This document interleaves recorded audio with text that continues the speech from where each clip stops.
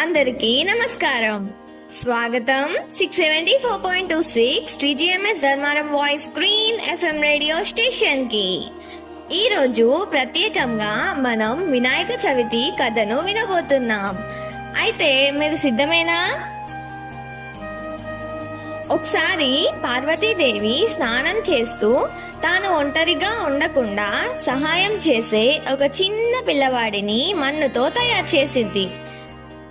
ఆ బాలుడికి ప్రాణం పోసి నువ్వు నా కుమారుడవు అని అనింది. ఆ బాలుడే మన గణేశుడు.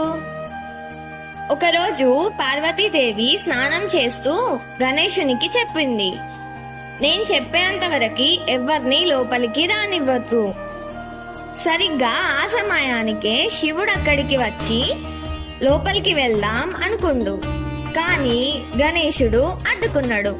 దాంతో శివుడు కోపంతో గణేశుని తలను నరికేశాడు. దాంతో పార్వతీదేవి చాలా బాధపడింది. ఆమెను ఓదార్చడానికి శివుడు తన గణాలను పంపి మొదట కనిపించే జీవి తల తీసుకురండి అని ఆదేశించాడు. అప్పుడు వాళ్ళు ఒక ఏనుగు తలను తెచ్చారు. ఆ ఏనుగు తలను గణేశునికి అమర్చి తిరిగి ప్రాణం పోసి ఆయనను విఘ్ననాయకుడిగా ఆరాధించారు. అప్పటి నుండి ప్రతి పనికి ముందు వినాయక పూజ చేస్తూ ఉంటున్నాం. ఆ రోజునే మనం వినాయక చవితి పండుగగా జరుపుకుంటున్నాం. ఈ పండుగ మనకు నేర్పేది ఏమిటంటే గణేశుడు మనకు ఆరంభం, శుభం చేసే దేవుడు, మన జీవితంలోని అడ్డంకులను తొలగించేవాడు. ఇదే వినాయక చవితి కథ. మరి మీకు నచ్చిందా?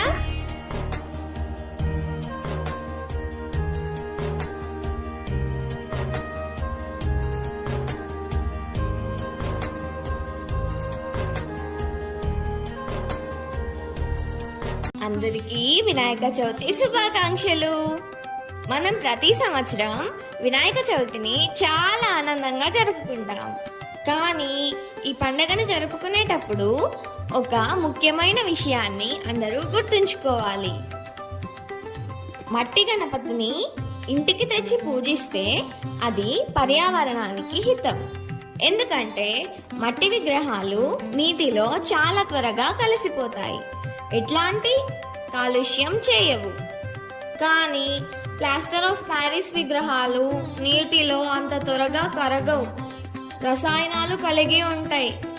అవి మన కుంటలకు, చెరువులకు, నదులకు కలుషితం చేస్తాయి.